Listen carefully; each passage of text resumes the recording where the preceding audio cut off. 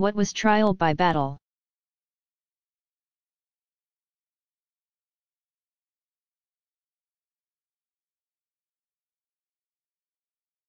Like trial by ordeal. Trial by battle was a method of justice used predominantly during the Middle Ages, 500–1350. When noblemen had disputes, they would engage in a duel with one other. The assumption was that the person who was in the right would have God on his side, and he would emerge the victor in combat. No questions asked. This form of trial was gradually replaced by trial by jury.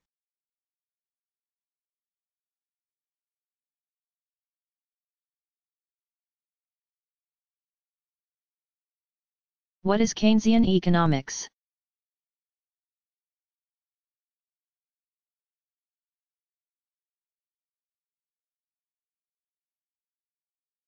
Keynesian economics are the collected theories of British economist and monetary expert John Maynard Keynes. 1883–1946, who in 1935 published his landmark work, The General Theory of Employment, Interest, and Money. A macroeconomist, he studied a nation's economy as a whole. Keynes departed from many of the concepts of a free market economy. In order to ensure growth and stability, he argued that government needs to be involved in certain aspects of the nation's economic life. He believed in state intervention in fiscal policies. And during recessionary times he favored deficit spending, the loosening of monetary policies, and government public works programs, such as those of President Franklin D. Roosevelt's New Deal, to promote employment. Keynes's theories are considered the most influential economic formulation of the 20th century. Having played a central role in British war financing during World War II, 1939–45. Keynes participated in the Bretton Woods Conference of 1944, where he helped win support for the creation of the World Bank, which was established in 1945 as a specialized agency of the United Nations. The body aims to further economic development by guaranteeing loans to nations, extending easy credit terms to developing nations, and providing risk capital to promote private enterprise in less developed nations. It's interesting to note that Keynes was a key representative at the Paris Peace Conference of 1919, where the Treaty of Versailles was drawn up, officially ending World War I, 1914–18. He quit the proceedings in Paris, returned to private life in London, and in 1919 published The Economic Consequences of Peace, in which he argued against the excessive war reparations that the treaty required of Germany. Keynes foresaw that the extreme punishment of Germany at the end of World War I would pave the way for future conflict in Europe.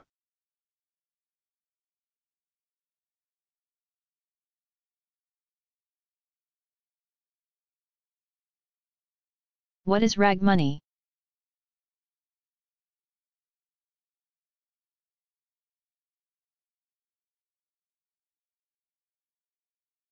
Rag money is a derisive term for paper currency. The name comes from the early days of paper money, when paper itself was predominantly made with the cotton and linen fibers from rags. Hence, bills were rag money. Given that valued currency was issued in silver or gold coins by the established governments of Europe, It is not surprising that Americans greeted paper currency, which is nothing more than a promise of future payment in coin, as something to be regarded with skepticism. After the Declaration of Independence, 1776, the first bills that were issued by the U.S. government quickly became worthless. In its effort to fund the American Revolution, 1775–83, the Second Continental Congress printed so many bills, called Continentals, that there was not enough silver to back them up. The financial crisis that emerged did nothing to inspire American confidence in paper currency. Rag money continued to have its detractors even after the revolution had been financed by European loans, and the U.S. government established the dollar as its unit of currency, 1785.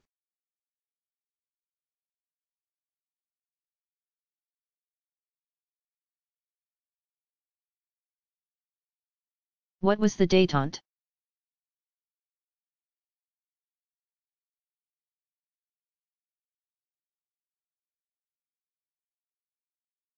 Détente is a relaxation of strained relations, particularly between nations.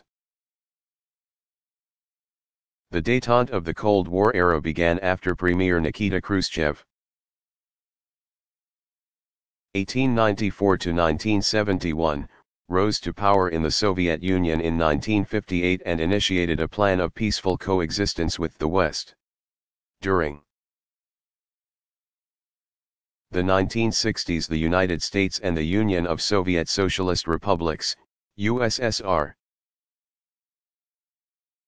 entered a phase of improved relations, which saw the signing of the Nuclear Non-Proliferation Treaty, 1968. The Strategic Arms Limitation Treaty, known as the SALT I Treaty, 1972, and the Helsinki Accords, 1975, which pledged increased cooperation between the nations of Eastern and Western Europe. Some historians refer to the détente as the end of the Cold War, while others view it as an intermission. When the Soviet Union under Premier Leonid Brezhnev, 1906–1982, invaded neighboring Afghanistan in 1979 to put down an anti-communist movement there, tensions between the two superpowers, the US and the USSR, heightened dramatically. Further, Brezhnev had been steadily building up Soviet arms during his tenure. These events brought an end to the détente. Collective control of the communist government. The first five-year plan began in 1928, and subsequent plans were carried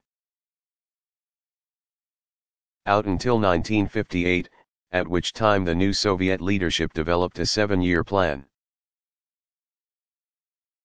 1959–65, aimed at matching and surpassing American industry. Under Premier Leonid Brezhnev, 1906–1982, the five-year plans were reinstated in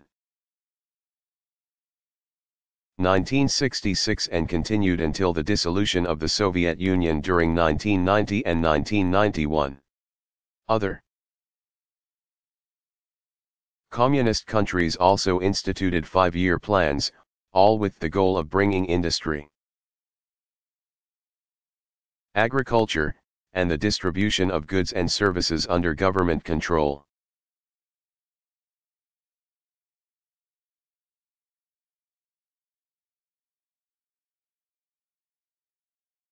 What is King Cotton?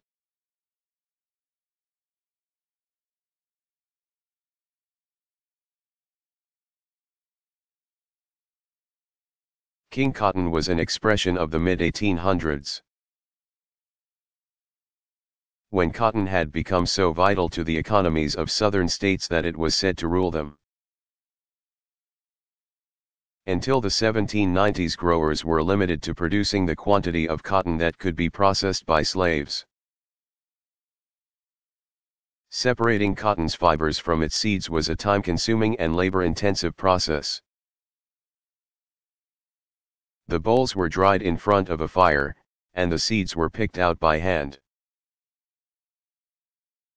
In 1793, American inventor Eli Whitney, 1765 to 1825, introduced the cotton gin.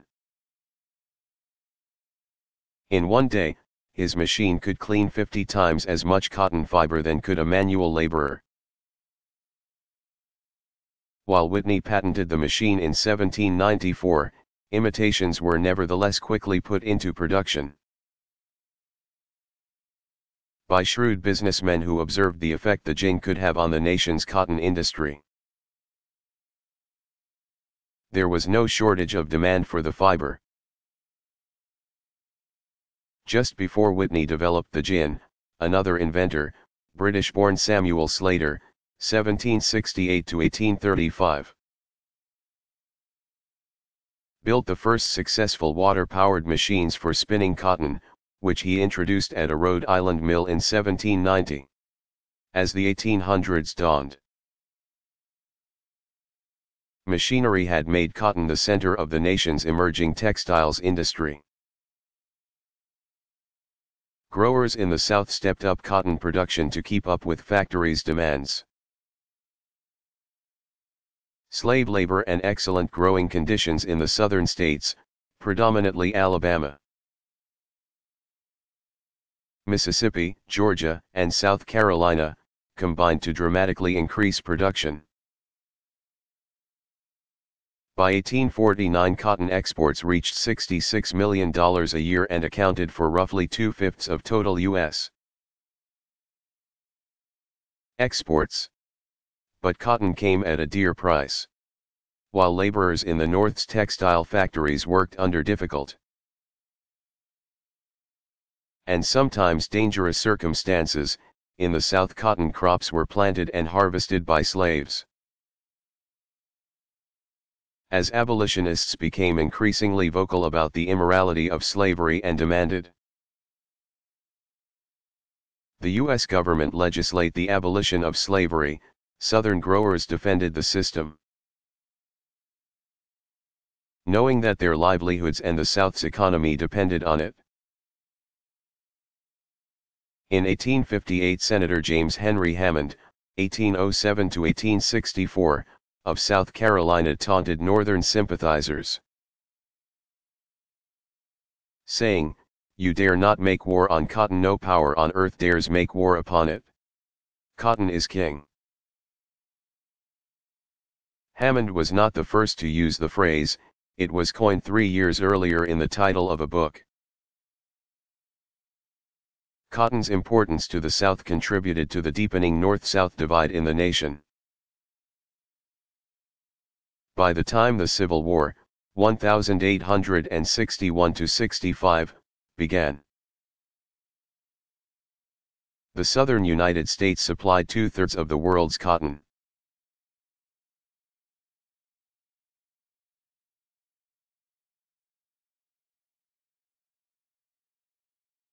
Why was the invention of the reaper important to the U.S. economy?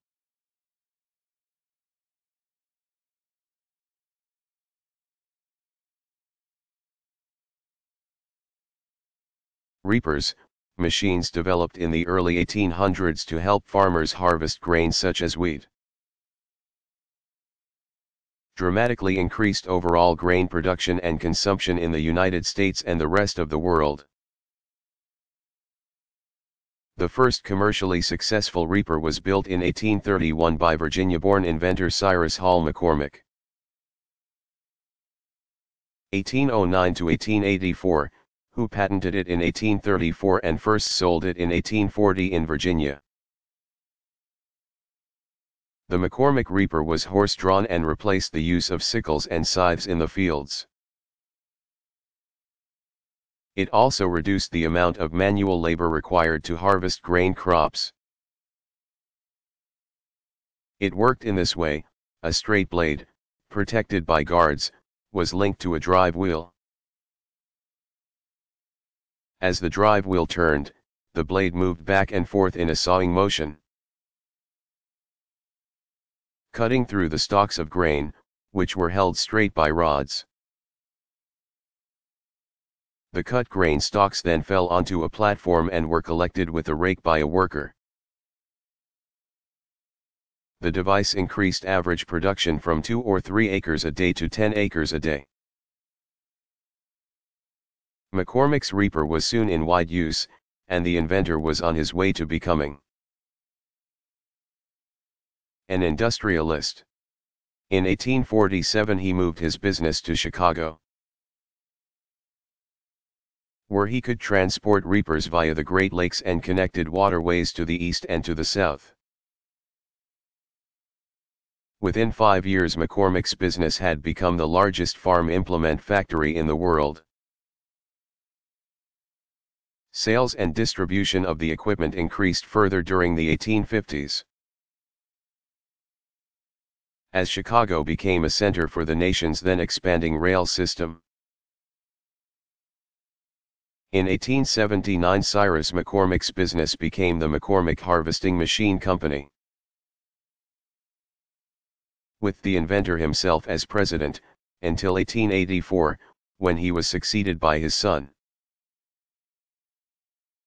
The reaper was improved over time. In the 1850s a self-raking feature was added, further reducing the amount of labor required to harvest grain. In the 1870s a binder was added, which bound the sheaves of grain and dropped them to the ground to be collected. In the 1920s the reaper, or harvester, was joined with another invention,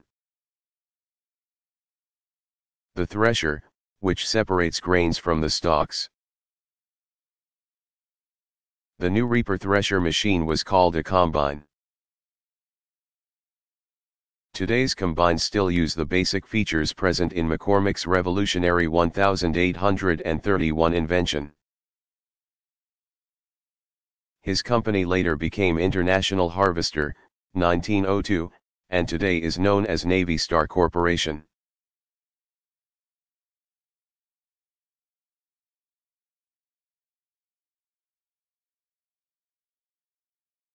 When was the Office of Homeland Security formed?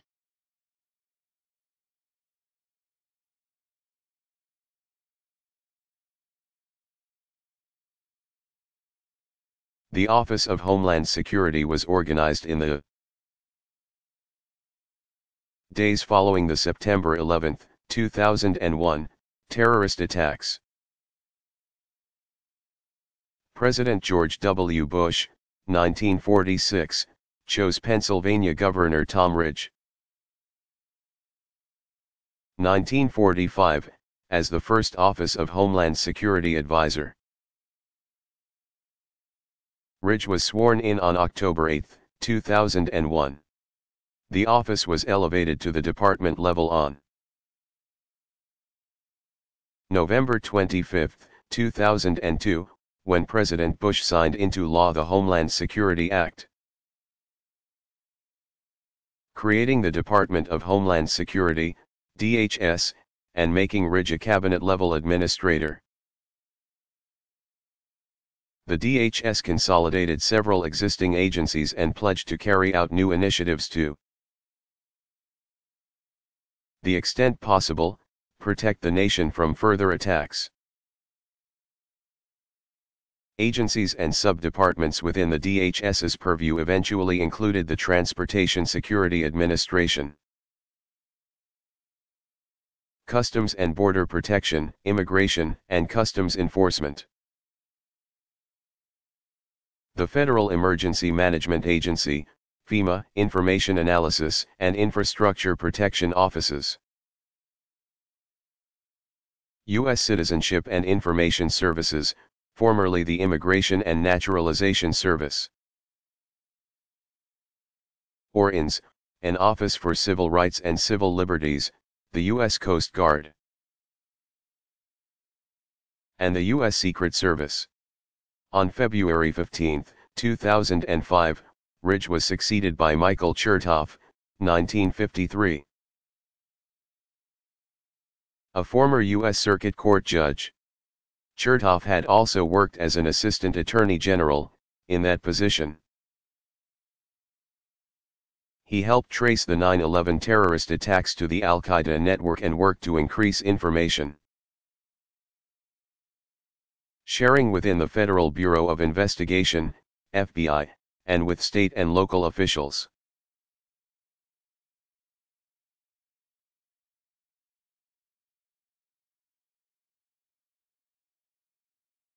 What is Bessemer steel?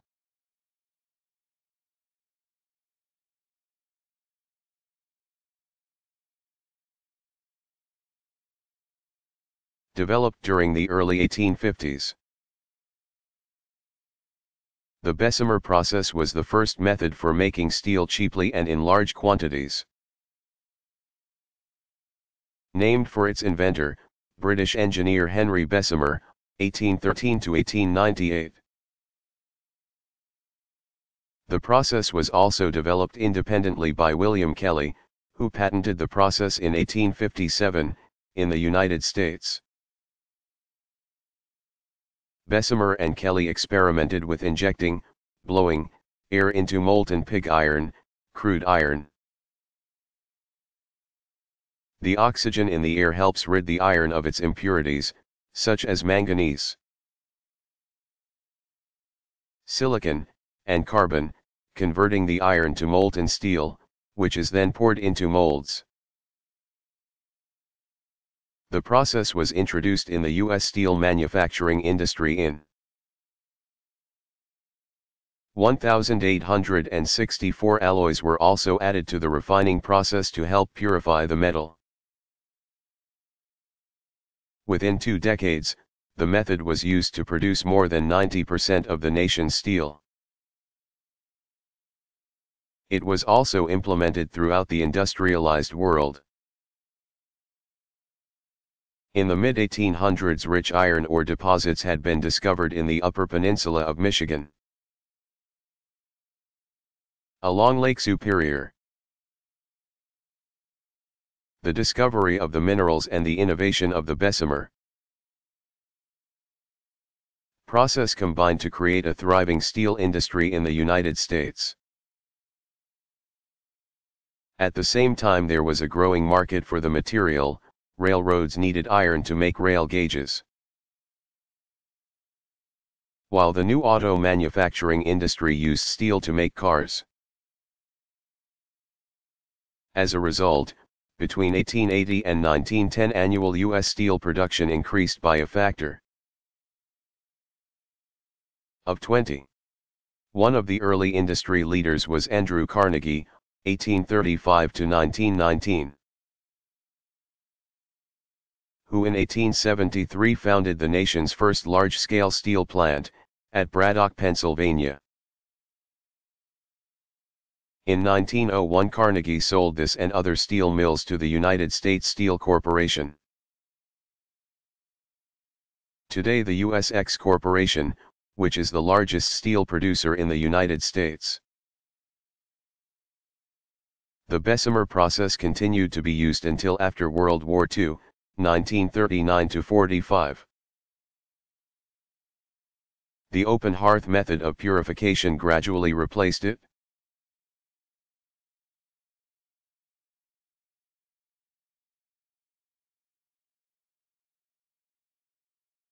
When was money introduced?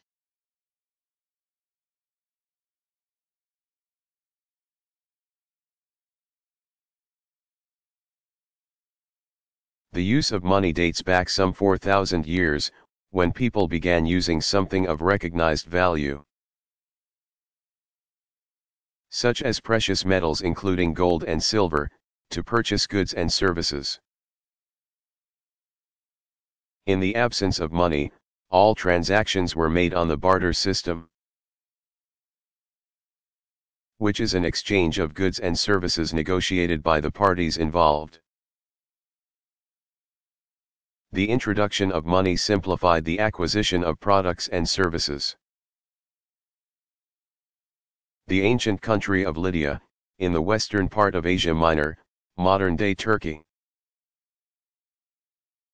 is credited with the first use of standardized coins, made of gold and silver, in the 7th century BC.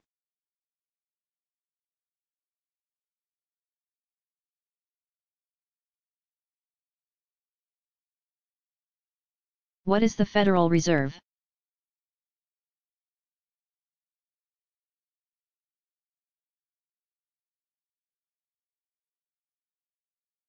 It is the central banking system in the United States, created by a 1913 Act of Congress. The Federal Reserve Act, sometimes called the Glass-Owens Bill. The legislation provided for a stable central banking system after the system set up by the National Bank Act of 1863 proved ineffective in managing the nation's currency. In responding to economic growth, or in exerting a controlling influence on the economy.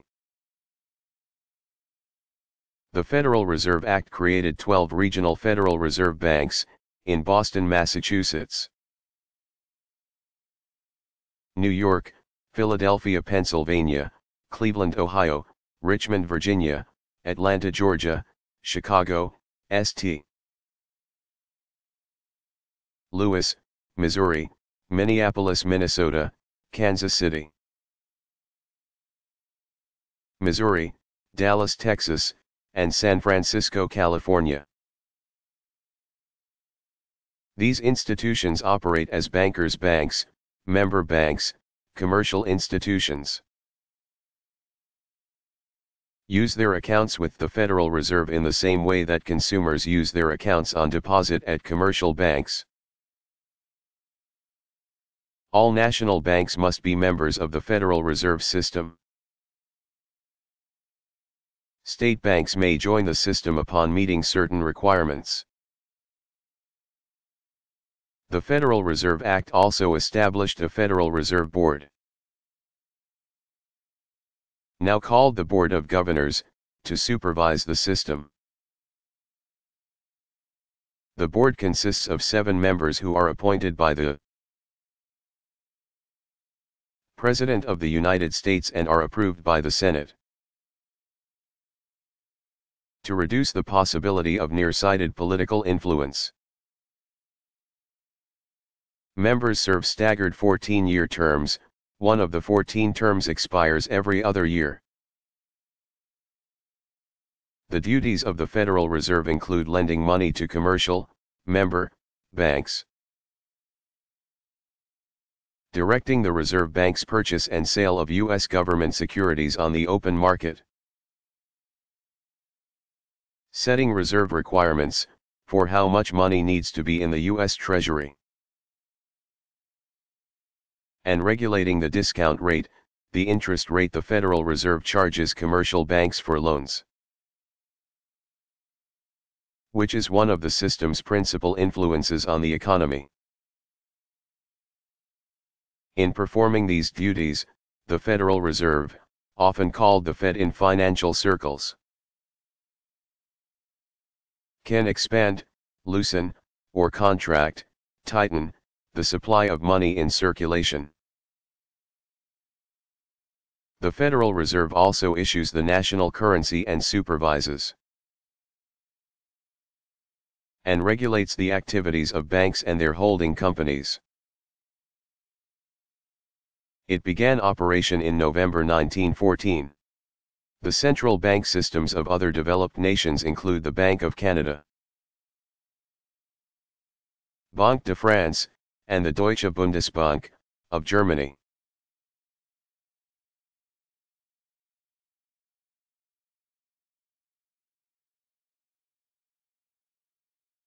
How were finished goods produced before the Industrial Revolution?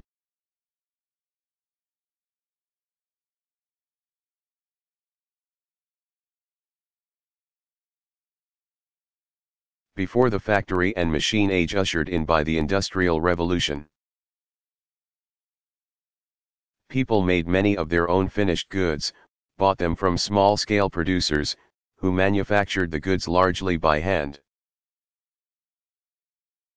or bought them from merchants who contracted homeworkers to produce goods. The putting out system was a production method that was used in New England from the mid-1700s to the early 1800s. It worked this way: merchants supplied raw materials, cotton, for example, to families, especially women and young girls, who would make partially finished goods. Thread, or fully finished goods, cloth, for the merchant.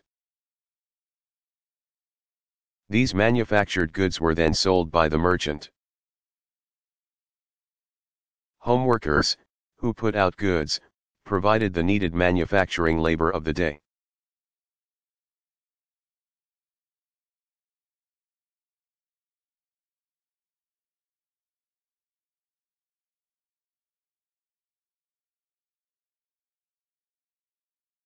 What were continentals?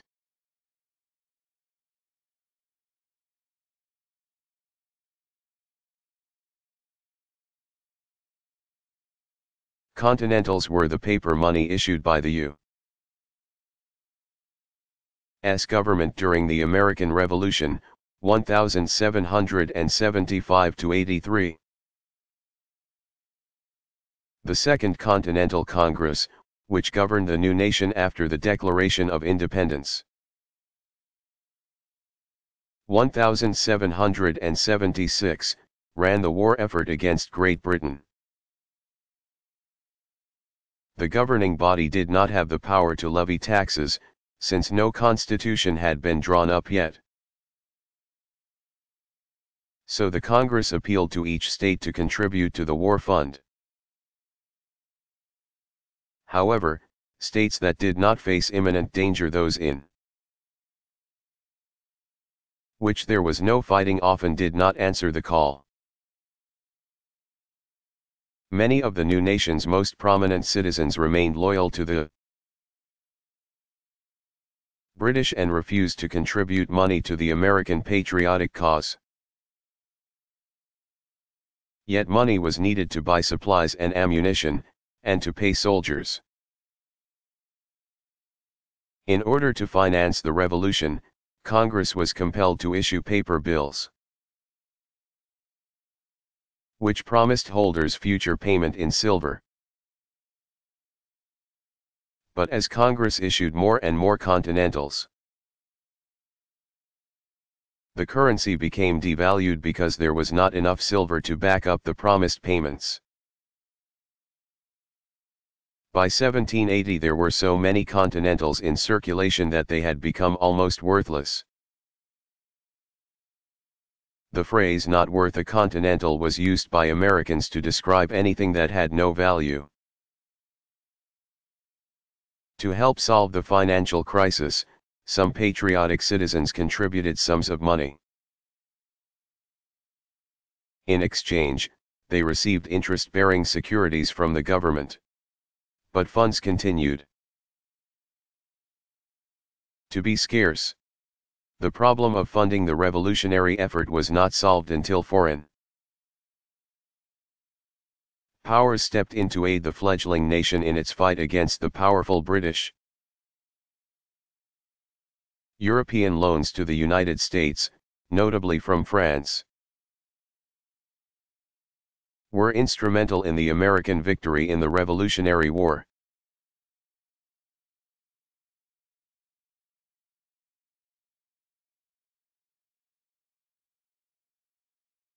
What were bonanza farms?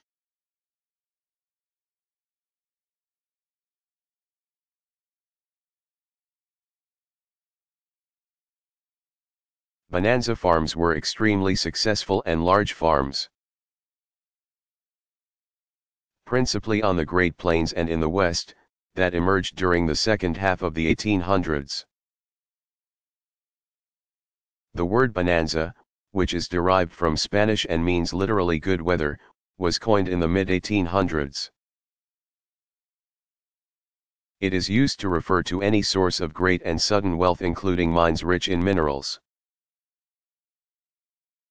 Large-scale farming had been aided by the development of machinery that greatly increased production,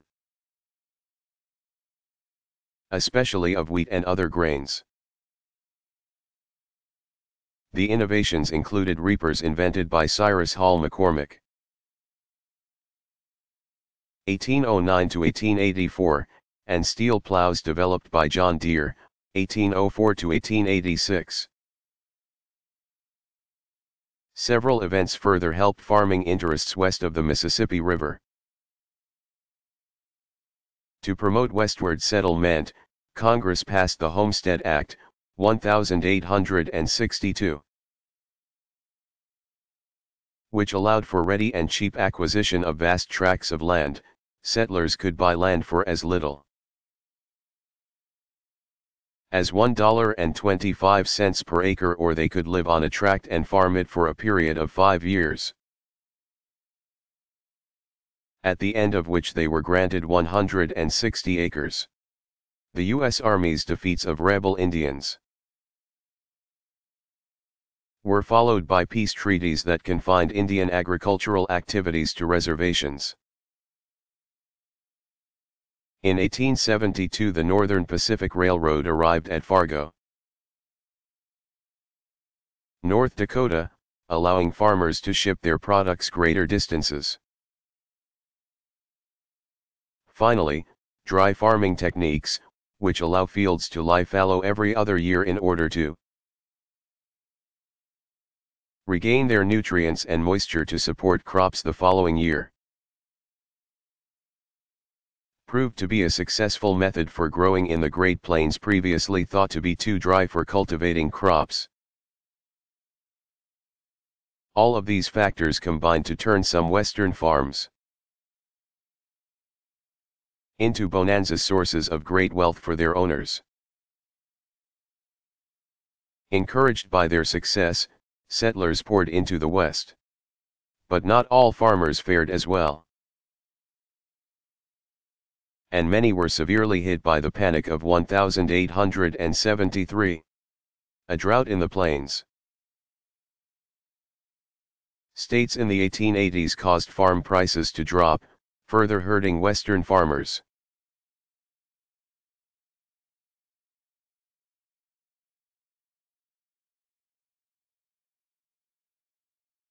When was paper money first used?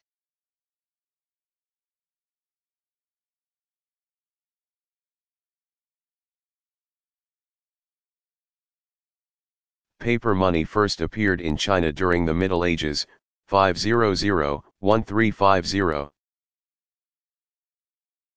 In the 9th century AD, paper notes were used by Chinese merchants as certificates of exchange and, later, for paying taxes to the government. It was not until the 11th century, also in China, that the notes were backed by deposits of silver and gold, called hard money.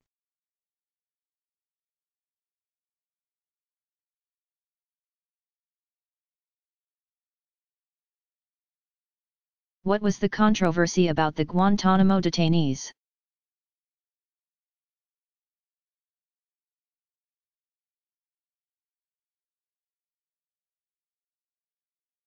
After the 9/11 attacks, the U.S. military began holding terror suspects at a detention center at the naval base at Guantanamo Bay, Cuba. The U.S. Navy has occupied Guantanamo since the Spanish-American War. In 1898, paying an annual lease to Cuba, the White House labeled the detainees enemy combatants. The controversy came when they were not charged with any crimes, yet they continued to be held. The first detainees were transported to Guantanamo, or Camp Gitmo, in January 2002, after being captured in Afghanistan. but no charges were made against any detainees until more than 2 years later. In February 2004, American lawyers challenged the Bush administration policy at Guantanamo, saying that it was a violation of the Due Process Clause of the U.S. Constitution. In January 2005, one district court judge agreed with the prosecution, saying that the Constitution applied to the prisoners. They could not be deprived of their liberty without due process of the law. The Bush administration immediately moved to appeal the ruling. Some in the international community also strongly criticized the U.S. government for holding the suspects. One of Britain's most senior judges called the policy a monstrous failure of justice. In response to the widespread criticism, the U.S. Defense Department considered making major changes to the tribunals set up to prosecute terror suspects at Guantanamo. The changes were to bring the tribunals in line with the judicial standards of U.S. court-martials. But questions also arose about the treatment of the detainees and the methods used in interrogating them. Human rights groups made charges of abuses. In spring 2005, United Nations officials working in the area of war crimes were awaiting a visit to Guantanamo. The hold-up was that they requested full access to the facilities and the prison population, conditions Washington was reluctant to allow. According to a February 2005 American Forces Information Service report, there were about 545 people from some 40 countries being held at the Guantanamo Detention Center at that time. The government also held terror suspects, some of them senior members of the terrorist network Al-Qaeda. In Navy brigs in South Carolina, Iraq, and Afghanistan, and on Navy vessels at sea.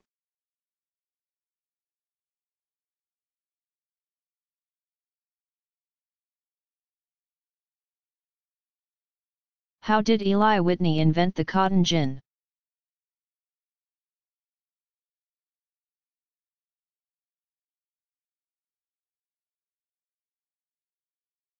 American inventor Eli Whitney, 1765 to 1825, is credited with developing the cotton gin, a machine that removes cotton seeds from cotton fibers. A simple cotton gin, called the churka, dates back to ancient India. 300 BC. But Whitney's gin would prove to be far superior. In 1792, Whitney, who had recently graduated from Yale University,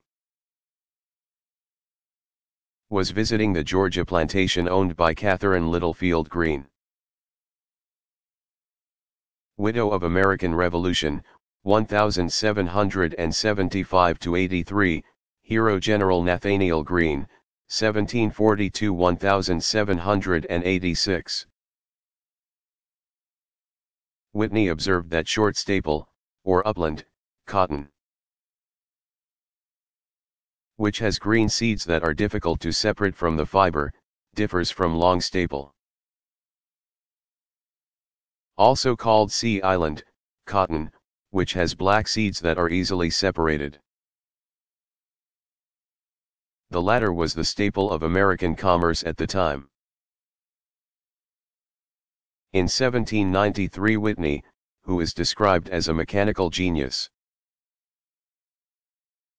completed an invention that could be used to clean bolls of short staple cotton of their seeds. He patented it the next year. The machine worked by turning a crank, which caused a cylinder covered with wire teeth to revolve. The teeth pulled the cotton fiber, carrying it through slots in the cylinder as it revolved. since the slots were too small for the seeds. They were left behind. A roller with brushes then removed the fibers from the wire teeth. The cotton gin revolutionized the American textiles industry, which was then but a fledgling concern. The increase in cotton production was as much as 50-fold. One large gin could process 50 times the cotton that a slave laborer could in a day. Soon plantations and farms were supplying huge amounts of cotton to textile mills in the Northeast, where in 1790 another inventor, British-born industrialist Samuel Slater, 1768 to 1835, had built the first successful water-powered machines for spinning cotton. Together the inventions founded the American cotton industry. Whitney struggled to protect his patent, but imitations of his invention were already in production, prompting the U.S. government to allow his patent to expire. Though he did not profit from his cotton gin, he went on to devise a system of interchangeable parts, which introduced the idea of mass production and revolutionized manufacturing.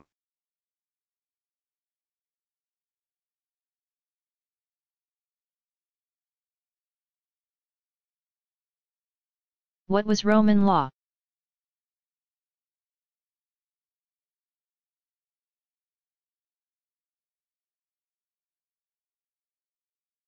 It was the system of law used by the Romans from the 8th century B.C. until the fall of the empire, Rome, in the West Roman Empire, was toppled in AD 476, the East Empire fell in AD 1453. Justinian the Great, 483 to 565, the emperor of the East Roman Empire, is credited with codifying, writing and organizing Roman law by ordering the collection of all imperial statutes and of all the writings of the Roman jurists, judges and other legal experts. Justinian appointed the best legal minds in the empire to assemble, write, publish, and update the code. Work began in and continued until the time of Justinian's death in 565.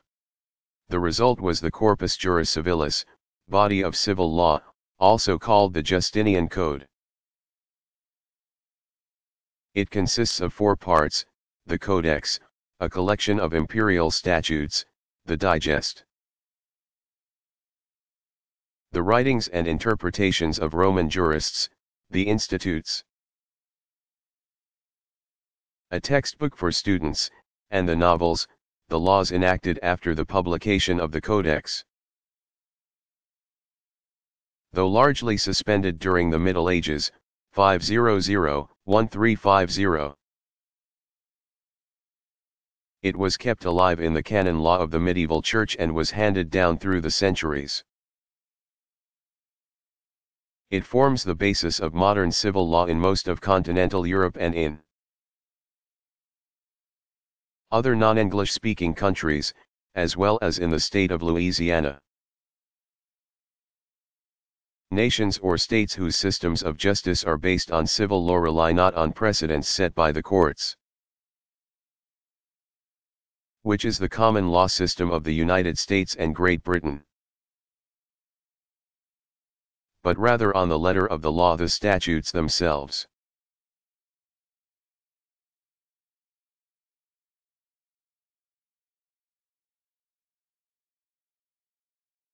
When did chain stores begin?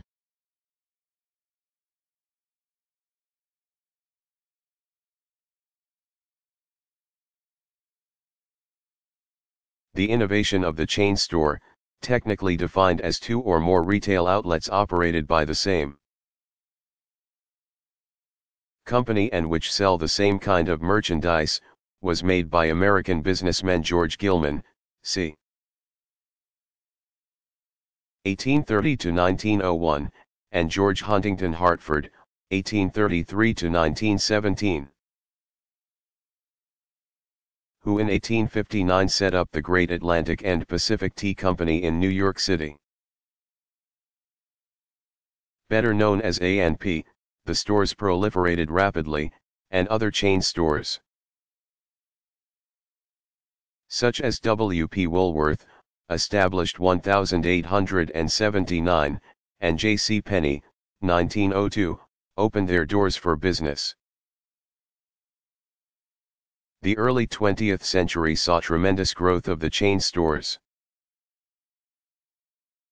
Between 1910 and 1931, the number of A&P stores grew from 200 to more than 15,000.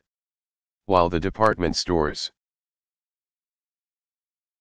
also a byproduct of the late 1800s, catered to middle and upper-class customers, the chain stores, including Woolworth's Five and Dimes, which sold many items at such low price points, served lower-income consumers. Chain stores, which operate within all major retailing categories, including grocery stores, department stores, and drugstores, as well as apparel and food outlets, offer consumers many advantages. Their system of centralized and mass buying allow them to acquire merchandise from manufacturers and wholesalers at reduced costs. This savings is passed along to the consumer, who pays less for the item. Further, they experience economies of advertising. A single ad placement promotes all the stores within the chain. In the 1920s, independent retailers rallied against the chain stores, citing they had unfair advantages. This argument has resurfaced off and on throughout the 20th century. As chain stores entered into more and more retailing sectors, including hardware, jewelry, furniture, music, and books. But the only federal legislation that constructively attempted to regulate the chain stores came in 1936. The Robinson-Patman Act tried to control competition. Today, chain stores account for roughly one-third of all American retail sales.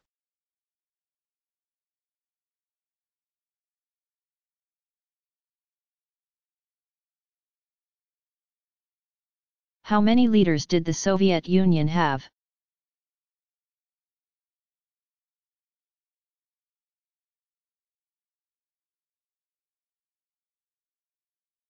From its formation in 1922, just 5 years after Tsarist Russia had fallen in the Revolution of 1917. The Union of Soviet Socialist Republics, USSR, had only 10 leaders. But just 5 of these had meaningful tenure, either due to length of time served or true authority: Lenin, Stalin, Khrushchev, Brezhnev, and Gorbachev. After Tsarist Russia ended with the Revolution of 1917, Bolshevik leader Vladimir Lenin, 1870 to 1924, became head of the Soviet Russian government as chairman of the Council of People's Commissars. The Communists, dissolving the elected assembly and establishing a dictatorship. This lasted 6 years. When Lenin died of a stroke in 1924, Joseph Stalin,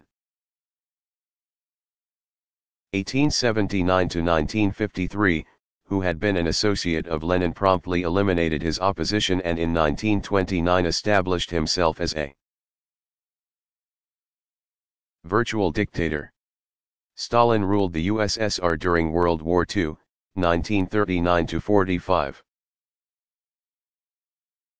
And though he was aligned with the United States, Britain, and the other Allied nations during that conflict, soon after the war, he began a buildup of power in Eastern Europe, leading to the Cold War, 1947–89. Even though Stalin's domestic policies were extremely repressive and he ruled largely by terror, he remained in power until his death in 1953. After Stalin died, the Soviet Union entered a brief period of struggle among its top leaders. Deputy Premier Georgy Malenkov, 1902–1988, a longtime Stalin aide, came to power.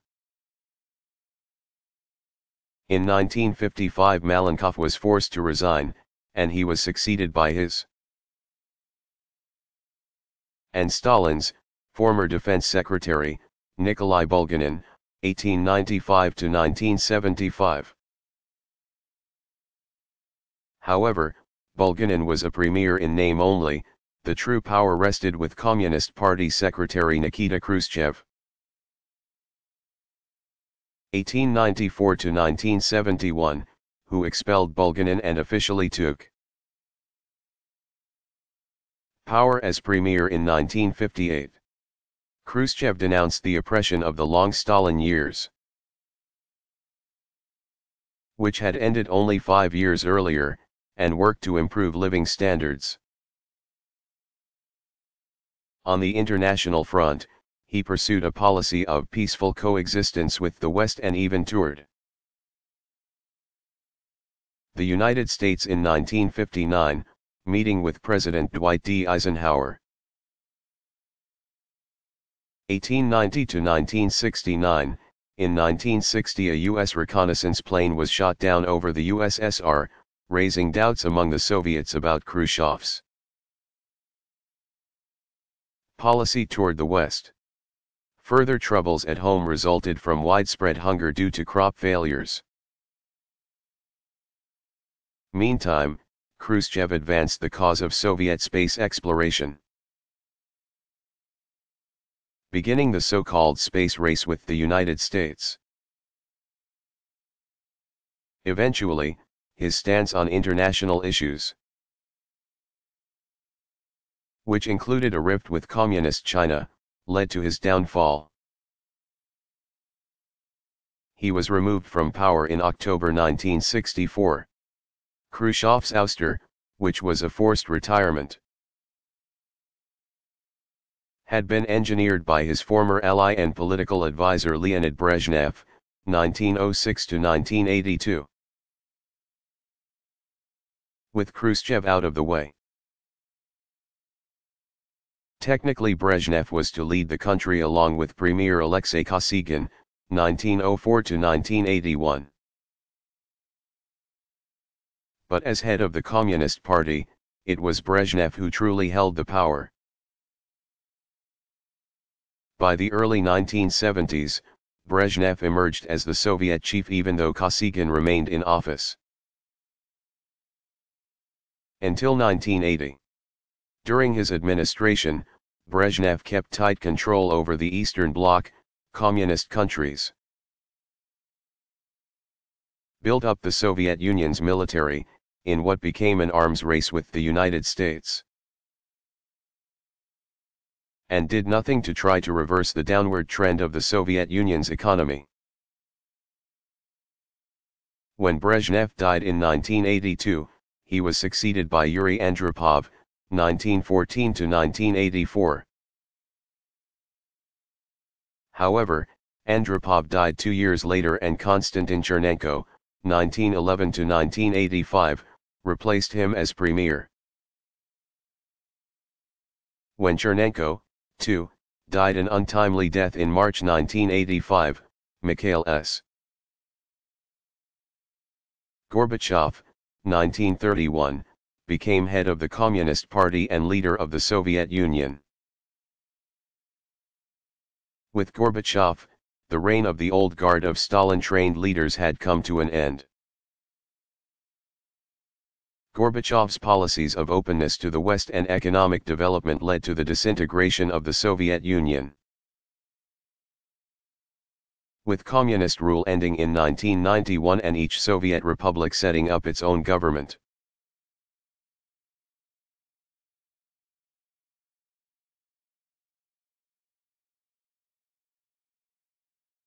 What is common law?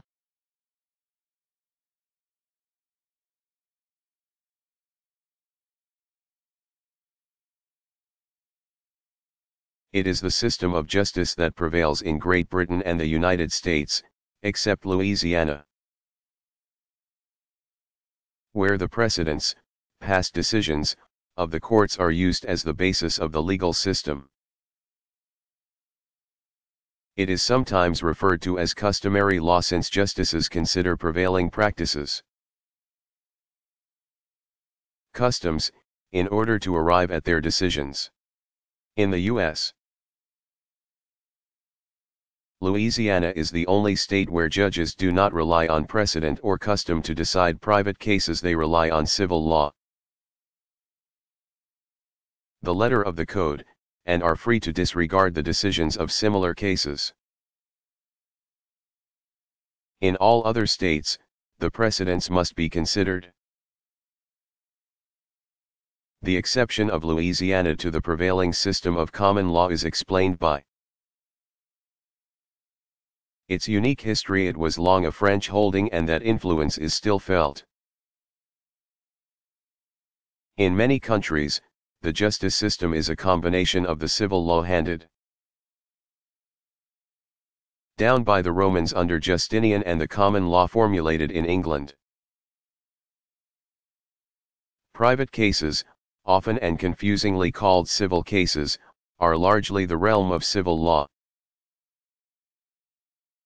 In other words, the statutes prevail, whereas criminal cases, in which crimes have been committed against society,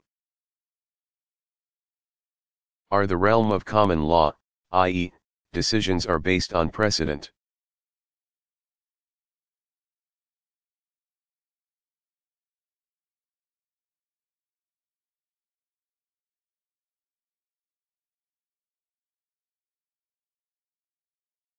What was the National Bank Act?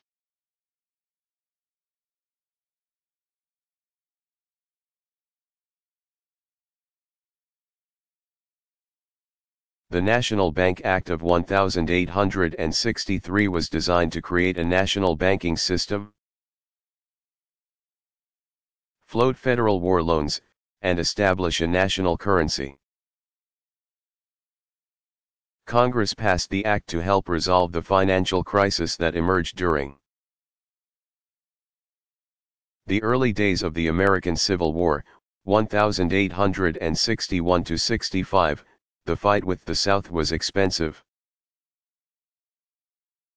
and no effective tax program had been drawn up to finance it.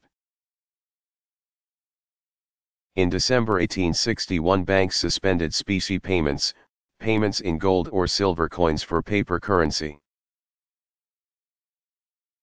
People could not convert banknotes into coins. The government responded by passing the Legal Tender Act 1862, issuing $150 million in national notes called greenbacks. But banknotes, paper bills issued by state banks, accounted for most of the currency in circulation. To bring financial stability to the nation and fund the war effort, the National Bank Act of 1863 was introduced in the Senate in January of that year. Secretary of the Treasury Salmon Chase, 1808–1873, aided by Senator John Sherman. 1823–1900, of Ohio, promoted it to the legislators. The bill was approved in the Senate by a close vote of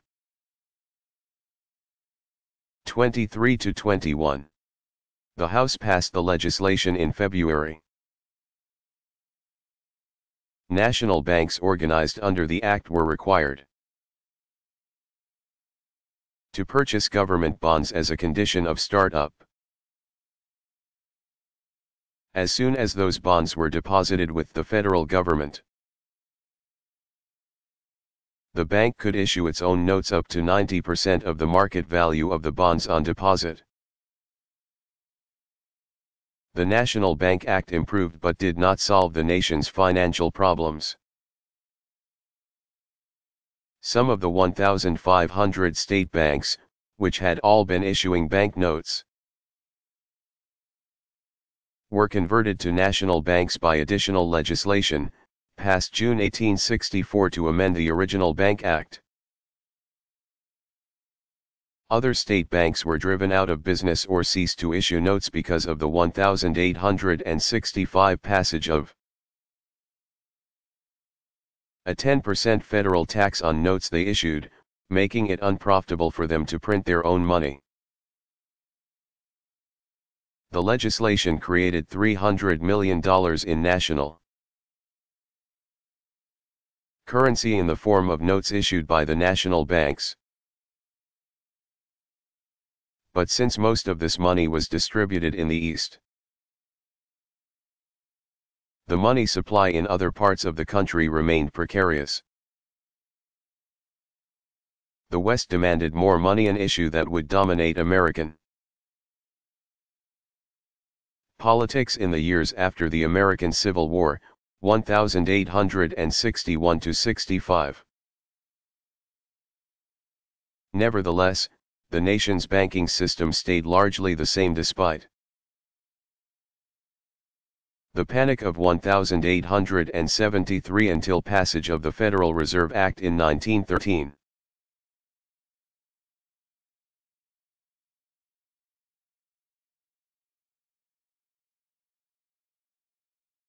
When did diamond mining begin in Africa?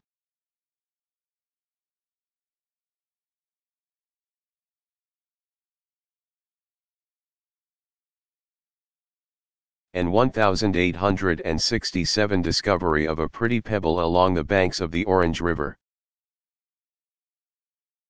in South Africa led to the finding of a rich diamond field near present-day Kimberley. The city was founded as a result of the mining, in 1871. Similar to the California gold rush roughly a decade and a half earlier, the finding in central South Africa prompted people from Britain and other countries to flock to the area. However, the ultimate outcome was conflict, since both the British and the Boers, who were Dutch descendants living in South Africa, claimed the Kimberley area. The First Boer War ensued in 1880.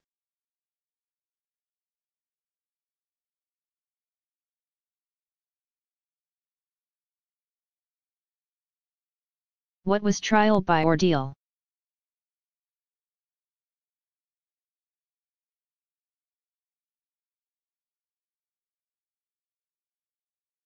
It was an irrational way of determining someone's guilt or innocence. After the fall of Rome, 476, Roman law gave way to the laws of the various Germanic, also called barbarian, tribes in Europe. If someone was charged with a crime, he or she was deliberately injured in some way. If the injury, from a heated iron bar or immersion into hot water, for example, healed within a prescribed number of days, usually 3, the person was declared innocent. If the wound failed to heal, the verdict was guilty. This method for determining innocence or guilt was also called divination, since the court was trying, through the ordeal, to divine, discover intuitively, whether the accused person was guilty. Trial by ordeal gave way to a far more practical, and certainly more rational, form of trial, in which judge and jury presided over the presentation of a case and employed written code or precedent or both to arrive at a verdict. But divination, literally, to predict by supernatural means, was used as recently as the 1600s. When women in Puritan New England were charged with witchcraft, a suspect was bound up with rope and immersed in water. If she sank, she was innocent; if she floated, she was declared guilty. The reasoning being that only someone with supernatural power could float under the circumstances. Those found guilty by this form of trial were put to death.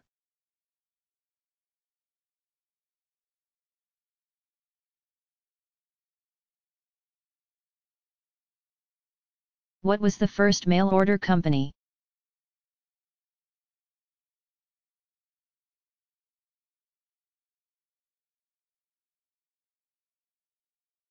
The mail order business was pioneered by retailer Montgomery Ward and Company. Founded in 1872 in Chicago when American merchant Aaron Montgomery Ward, 1843 to 1913. Set up shop over a livery stable and printed a one-sheet catalog of bargains. Midwestern farmers, hurt by low farm prices and rising costs, were a ready market for the value-priced goods, which were shipped by rail to rural customers. Originally called the Original Grange Supply House, Montgomery Ward offered 30 dry goods priced at $1 or less and provided special terms of sale for Grange members. The Grange is an association of farmers. Ward bought merchandise directly from wholesalers and, since he did not maintain a store building, overhead was low. By 1876 Ward's catalog had grown to 150 pages, in 1884 it was 240 pages and offered nearly 10,000 products, including household items, such as furniture, cutlery, and writing paper. Farm implements, such as harnesses and tools, and fashions, such as ready-made apparel and parasols. Ward offered customers satisfaction or your money back. In 1886 American Richard W. Sears, 1863 to 1914, entered the mail order business, opening operations in Minneapolis, Minnesota. He moved the business to Chicago the following year and sold it in 1889. In 1893 he joined with Alva C. Roebuck, 1864 to 1948, to found Sears, Roebuck and Company. The Sears catalog, which soon consisted of hundreds of pages and thousands of items, became popularly known as the Wish Book. Montgomery Ward and Sears Roebuck were aided by the U.S. Postal Service's expansion into remote areas. Beginning in 1896 mail could be delivered via the RFD, Rural Free Delivery.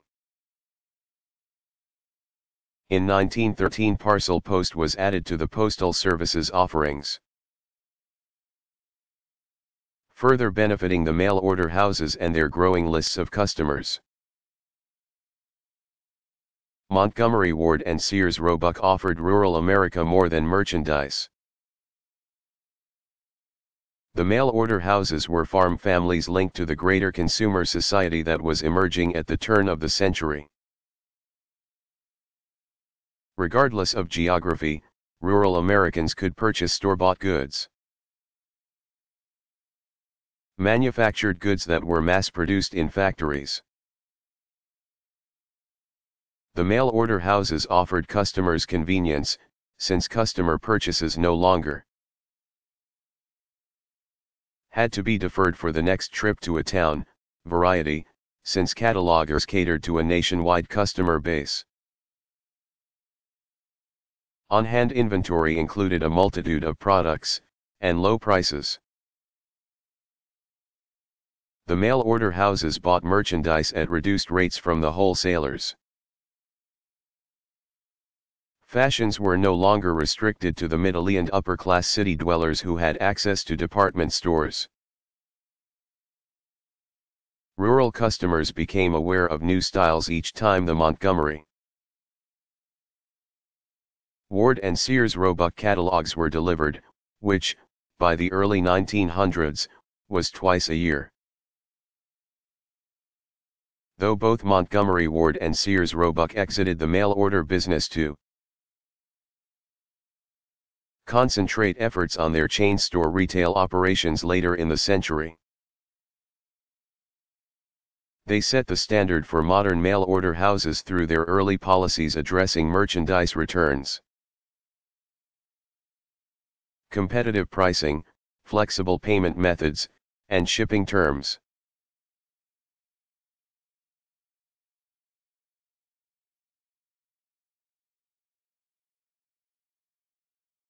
What was the first mail-order company?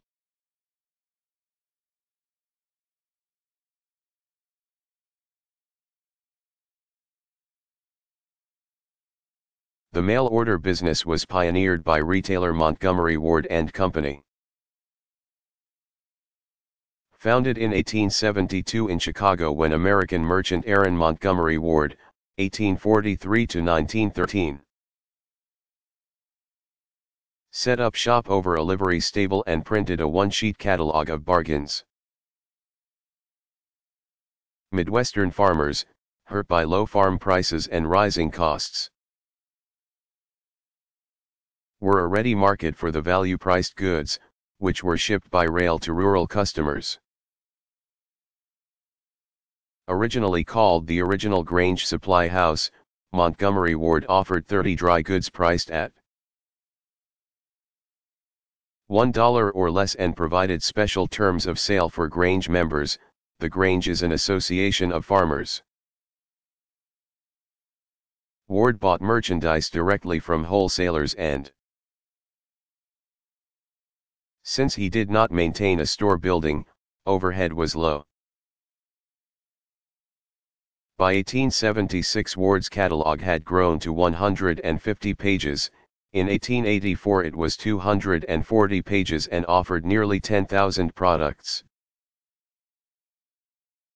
including household items, such as furniture, cutlery, and writing paper. Farm implements, such as harnesses and tools, and fashions, such as ready-made apparel and parasols.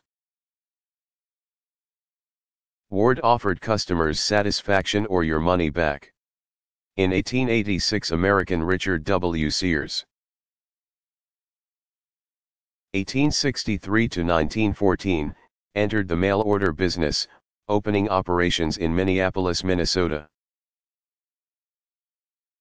He moved the business to Chicago the following year and sold it in 1889. In 1893 he joined with Alva C. Roebuck, 1864 to 1948, to found Sears, Roebuck and Company. The Sears catalog, which soon consisted of hundreds of pages and thousands of items, became popularly known as the Wish Book. Montgomery Ward and Sears Roebuck were aided by the U.S. Postal Service's expansion into remote areas.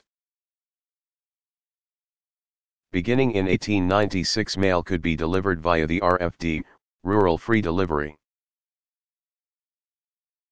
In 1913 parcel post was added to the Postal Service's offerings, further benefiting the mail-order houses and their growing lists of customers. Montgomery Ward and Sears Roebuck offered rural America more than merchandise. The mail-order houses were farm families linked to the greater consumer society that was emerging at the turn of the century. Regardless of geography, rural Americans could purchase store-bought goods. Manufactured goods that were mass-produced in factories. The mail-order houses offered customers convenience, since customer purchases no longer had to be deferred for the next trip to a town. Variety, since catalogers catered to a nationwide customer base. On-hand inventory included a multitude of products, and low prices. The mail-order houses bought merchandise at reduced rates from the wholesalers. Fashions were no longer restricted to the middle and upper-class city dwellers who had access to department stores. Rural customers became aware of new styles each time the Montgomery, Ward and Sears Roebuck catalogs were delivered, which, by the early 1900s, was twice a year. Though both Montgomery Ward and Sears Roebuck exited the mail-order business to concentrate efforts on their chain store retail operations later in the century. They set the standard for modern mail-order houses through their early policies addressing merchandise returns, competitive pricing, flexible payment methods, and shipping terms.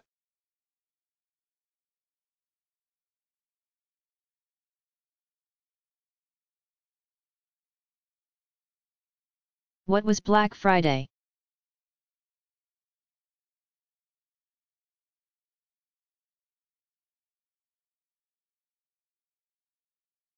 The term refers to one of two Fridays in the second half of the 1800s when severe market drops precipitated financial crises in the United States. The first Black Friday was September 24, 1869, financiers J. Gould, 1836–1892, and James Fisk, 1834–1872, had conspired to raise the market price of gold by buying it in huge quantities, leaving less supply on the open market, which would, theoretically, increase demand and therefore price. Having caused the price to increase, the businessmen planned to sell their gold supplies at a profit. While they did make out handsomely, clearing some $11 million, a panic resulted when the price of gold rose sharply. Businesses that needed gold to meet their obligations were forced to pay exorbitant prices for it. The government responded to the crisis by selling off $4 million of its gold reserves, causing gold prices to tumble. Speculators were hit hard, but Gould and Fisk came out unscathed, selling off their gold supplies before the price plummeted. 4 years later, another Friday turned dark when the investment banking firm of J. Cook and Company failed after it had invested too heavily in railroad securities, which had since declined. When news of the company's collapse was released on September 19, 1873, it affected the entire stock market, and prices fell sharply. The so-called Panic of 1873 signaled the beginning of a depression that persisted through most of the 1870s.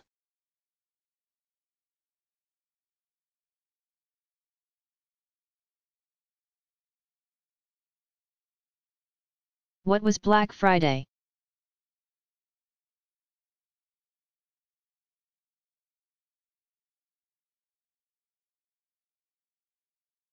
The term refers to one of two Fridays in the second half of the 1800s when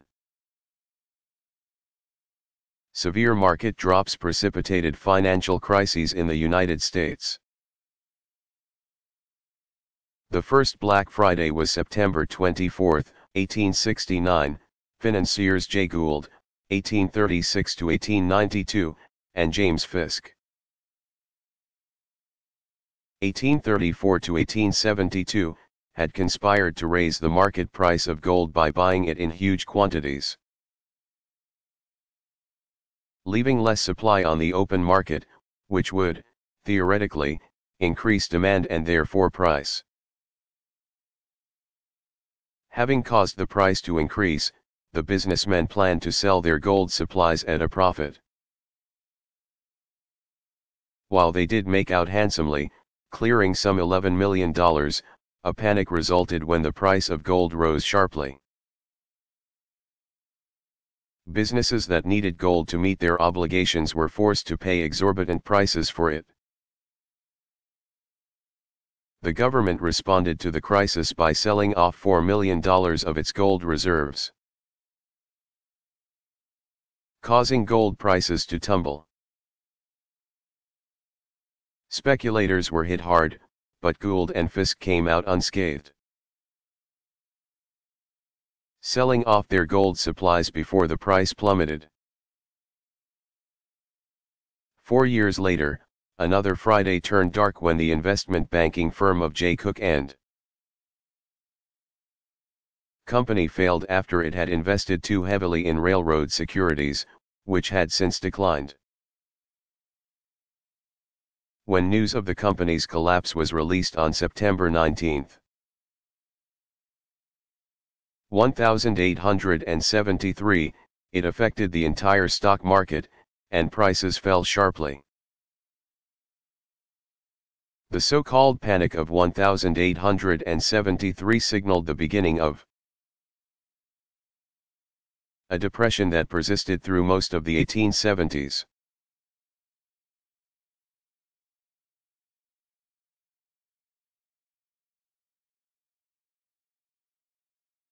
Who were the robber barons?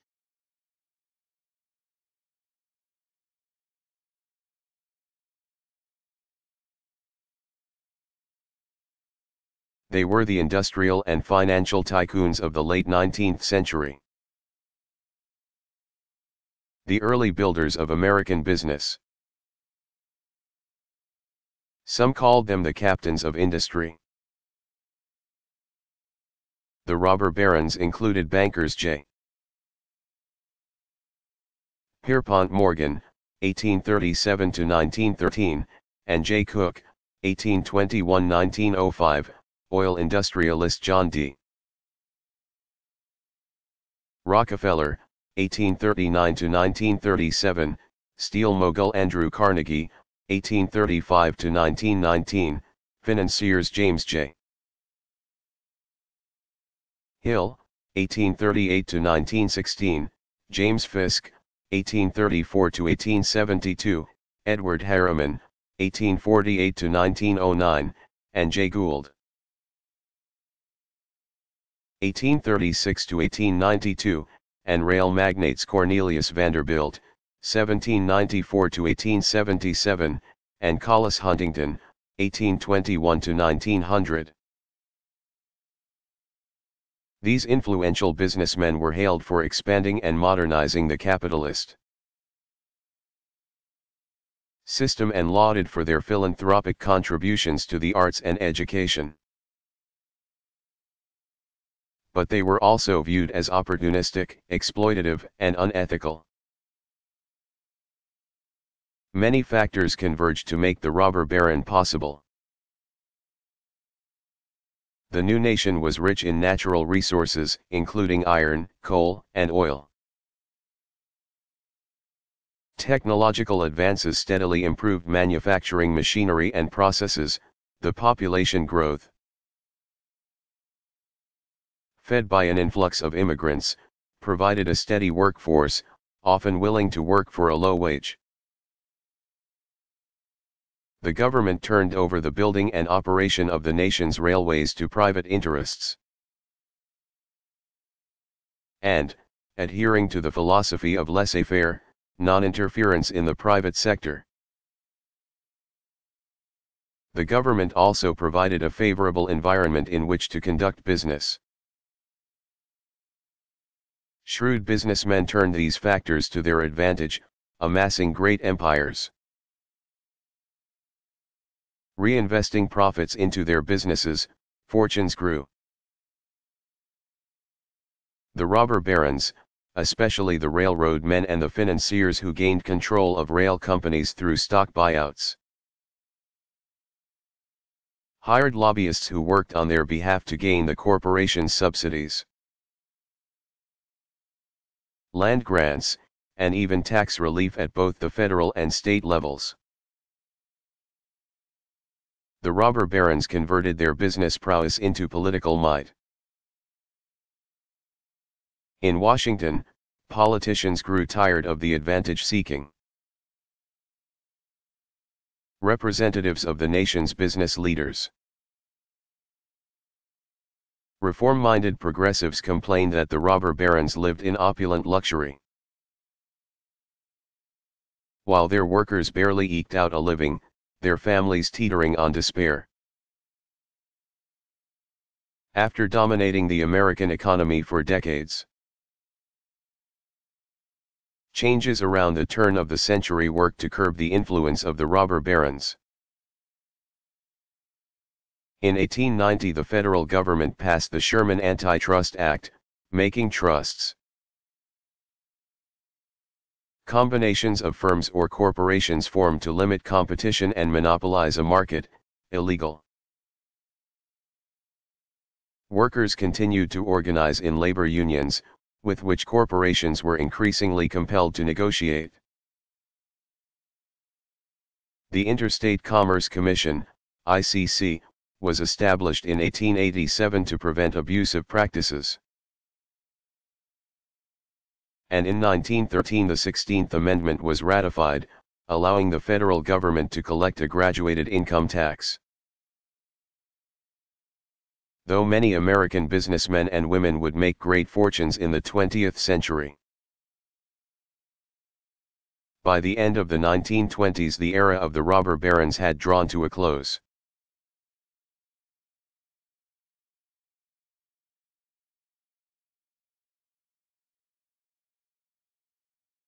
Who were the robber barons?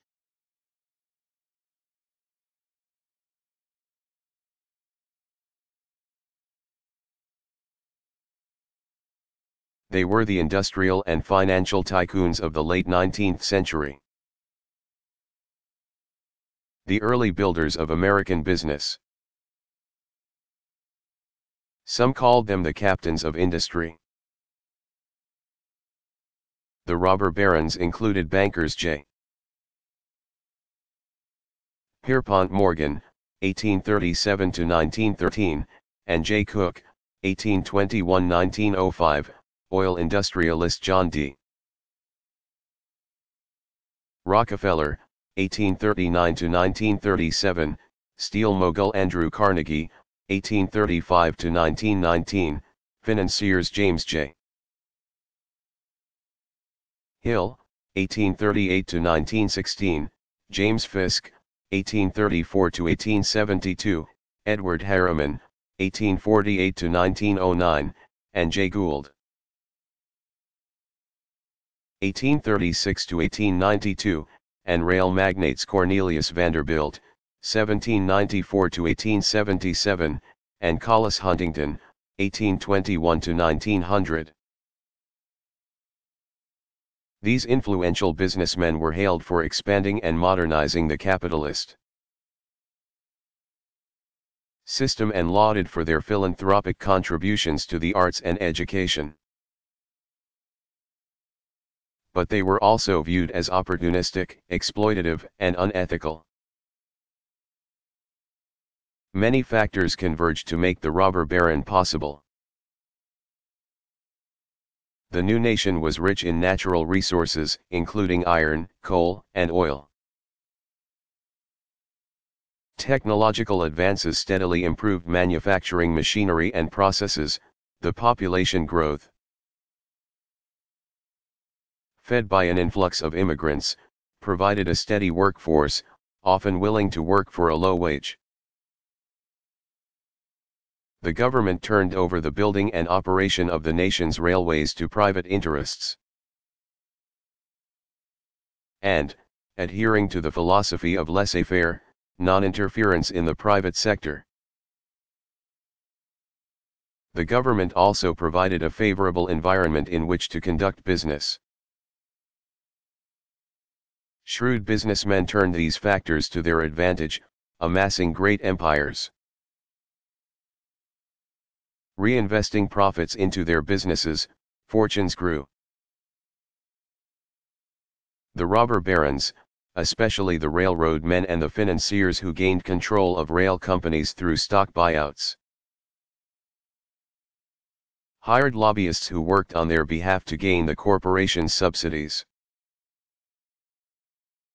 land grants, and even tax relief at both the federal and state levels. The robber barons converted their business prowess into political might. In Washington, politicians grew tired of the advantage-seeking. Representatives of the nation's business leaders, reform-minded progressives complained that the robber barons lived in opulent luxury, while their workers barely eked out a living, their families teetering on despair. After dominating the American economy for decades, changes around the turn of the century worked to curb the influence of the robber barons. In 1890 the federal government passed the Sherman Antitrust Act, making trusts, combinations of firms or corporations formed to limit competition and monopolize a market, illegal. Workers continued to organize in labor unions, with which corporations were increasingly compelled to negotiate. The Interstate Commerce Commission, ICC, was established in 1887 to prevent abusive practices. And in 1913 the 16th Amendment was ratified, allowing the federal government to collect a graduated income tax. Though many American businessmen and women would make great fortunes in the 20th century, by the end of the 1920s the era of the robber barons had drawn to a close.